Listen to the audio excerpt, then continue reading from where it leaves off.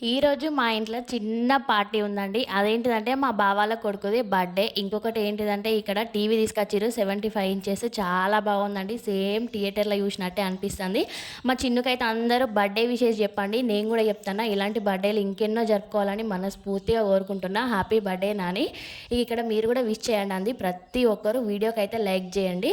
ఇక్కడ వంట పని అయితే నాదేనండి. ఎక్కడికెళ్ళినా వంట అయితే చేస్తా. వంట చేయడం అంటే నాకైతే చాలా ఇష్టం అని చెప్పేసిన కదా! ఇక బగారేసిన చికెన్ వండిన.